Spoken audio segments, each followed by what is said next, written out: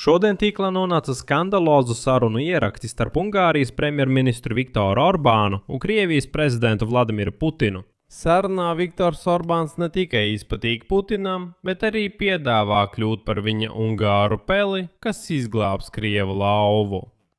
Un tā nav joka lieta. Tās ir Viktora Orbāna īstie vārdi. Jā, viņš saka, esmu gatavs kļūt par Vladimira Putina peli, bet ar to viss vēl nebeidzas. Izdevums The Insider publicēja interviju ar vienu no spilgtākajiem Ungārijas kriminālās pasaules pārstāvjiem, kurš pastāstīja, ka 90. gados pašreizējais Ungārijas premjerministrs Viktors Orbāns bija ļoti cieši saistīts ar Budapeštas kriminālo pasauli, kas finansēja viņa politisko kampaņu. Un šis bijušais bandīts sīki izstāstīja, kā tieši kriminālā pasaule palīdzēja Viktoram Orbānam nonākt pie varas.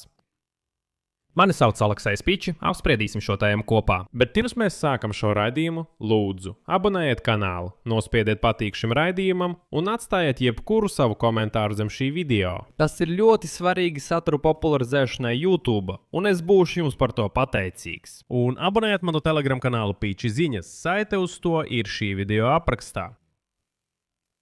Tātad, esmu pārliecināts, ka jūs visi atceraties skandālu, kad tīklā nonāca ārlietu ministra sarunu ieraksti. Ungārijas Pētera Sijārto ar viņa Krievijas kolēģi Sergeju Lavrovu tas bija pavisam nesen. Toreiz Sijārto ziņoja Maskavai par situāciju Eiropadomes sēdēs, kā arī bez ierunām izpildīja visas Kremļa pavēles palīdzēt atcelt Eiropas sankcijas noteiktiem krieviem. Un toreiz Sijārto kā īsts kalps teica Lavrovam, ka viņš vienmēr ir viņa rīcībā un darīs visu, ko viņam pateiks Krievija. Un kopumā Lavrovam jāsaprot, ka Sijārto ir tas, kurš vienmēr sēdēs pie durvīm uz paklāņa un gaidīs norādījumus. Taču izrādījās, ka Sijārto ir tikai daļa no tā, kā Viktora Orbāna režīms apkalpo visas Vladimira Putina vēlmes. Šodien aģentūra Bloomberg publicē vēl vienu ļoti interesantu sarunu. Šoreiz starp Vitušu Orbānu un Vladimiru Putinu, kā raksta izdevums oktobra sarunas laikā, telefona sarunā ar Krievijas diktatoru Vladimiru Putinu. Ungārijas premjerministrs Viktors Orbāns uzsvēra, ka viņš ir gatavs pielikt visas pūles, lai atbalstītu Maskavu visā, jo īpaši veicināt kara Ukrainā noregulēšanu, organizējot samitu Budapeštā. Toreizo bija kaut kādas cerības atceraties uz Putina un Trumpa tikšanos Ungārijas galvaspilsētā. Un lūk sarunā ar Vladimiru Putinu Orbāns saka, citēju: Vakar mūsu draudzība kļuva tik stipra, ka es varu jums palīdzēt jebkādā veidā. Jebkurā jautājumā, kur es varu būt noderīgs, es vienmēr esmu gatavs palīdzēt un vienmēr esmu jūsu rīcībā. Un ziniet, beigās vēl mazliet pietrūks tādas nelielas izdabāšanas. Un ir interesanti, ka tālāk Viktors Orbāns šajā sarunā mēģināja paskaidrot savu domu, atsaucoties uz bērnu pasaku, kas pēc viņa vārdiem ir populāra Ungārijā. Šajā pasakā Pele izglāba lauvu, kurš iepriekš bija saudzējis viņas dzīvību. Un, kā raksta izdevums, šīs stāsts ļoti stipri sasmīdināja Vladimiru Putinu. Un Orbāns saka, esmu gatavs būt tava Pele Volodija, lai izglābtu tavu pakaļu no tā, kur tu esi iekūlies. Nu, es domāju, ka šeit runa ir par Ezopa fabulu, ja jūs zināt, kurā lauva reiz apžēloja Peli. Un tad šī Pele vēlāk atbrīvo lauvu, kurš bija iekļuvis tīklos. Nu, analoģijas ir vienkārši lieliskas. Un tad Viktors Orbāns saka, ka viņš ir gatavs kļūt par to pašu Peli Vladimira Putina labā, lai izglābtu Krieviju, kuru viņš sauc par to pašu lauvu, kas ir iekļuvis tīklos. Tiek atzīmēts, ka īsais zvans starp Orbānu un Putinu liecina, ka palīdzība Krievijai tiek formulēta tieši valdības līmenī. Sarunas laikā viņi galvenokārt apmainījās ar savstarpējām uzslavām un atcerējās ASV prezidentu Donaldu Trumpu. Iepriekš abi bija sazinājušies ar Amerikas prezidentu par iespējamo samitu Budapeštā, kas galu galā tā arī nenotika. Un vēlāk Viktors Orbāns sūdzējās, citāts: Jo vairāk mums ir draugu, jo vieglāk ir stāties pretī ienaidniekiem. Man žēl, ka es un Vladimirs Putins nevaram tikties klātienē tik bieži, kā tas bija pirms Covid pandēmijas. Savukārt Putins uzslavēja Ungāriju par tās, citēju, neatkarīgo un elastīgo nostāju attiecībā uz karu pret Ukrainu un piebilda, ka viņam nav saprotams, kāpēc tik piesardzīga un mērena nostāja izraisa tik lielu kritiku. Un pēc Bloomberg datiem galvenais oktobra sarunas mērķis bija apspriest iespēju organizēt Ungārijā tikšanos starp ASV un Krieviju, kas tajā laikā vēl atradās sagatavošanas stadijā. Putins sīki izskaidroja Orbānam, kādi soļi varētu novest pie šīs tikšanās norises.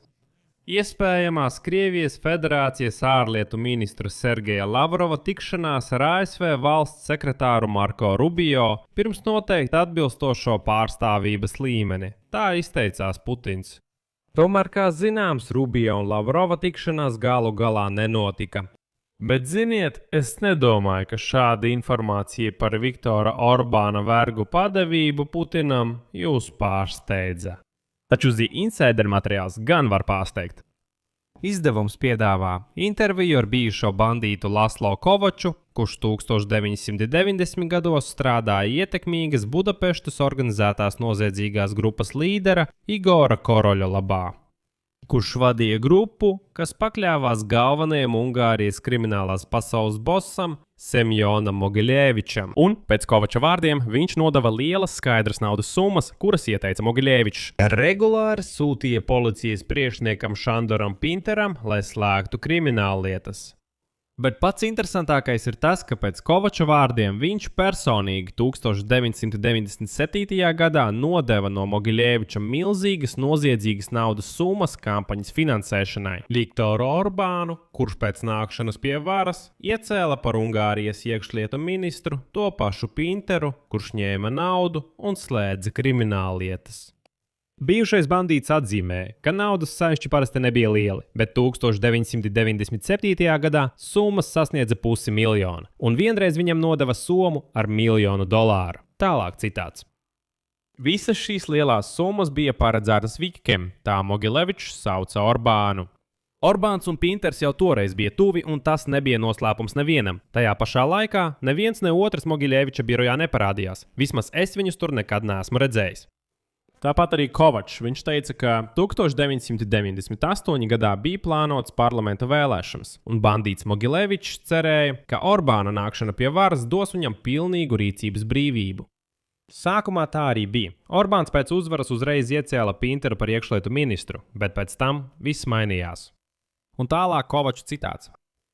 Kad Orbāns kandidēja kā opozicionārs, visi šie sprādzieni un slepkavības, kas satricināja sabiedrību, palīdzēja viņa reitingam. Bet, kad viņš nāca pie varas, viņa bijušie draugi un sponsori kļuva viņam par šķērsli, un viņš ar tā paša Pintera palīdzību ātri no viņiem atbrīvojās, iesēdinot viņus visus aiz restēm.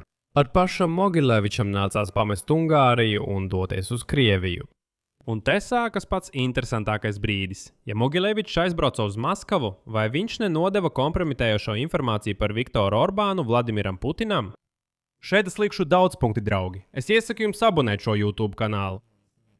Ne tāpēc, ka naktī sekosim notikumu attīstībai, un tiklīdz parādīsies jaunumi, es uzreiz nākšu ēterā un informēšu par visu, kas notiek. Tāpēc abonējiet!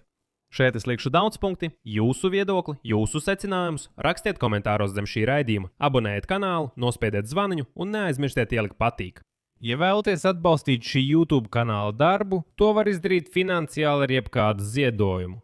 To var izdarīt izmantojot QR kodu uz jūsu ekrāniem. Tas ir visvienkāršākais veids, kā atbalstīt šī kanāla darbu. Burtiski ar vienu klikšķi jūs varat atbalstīt.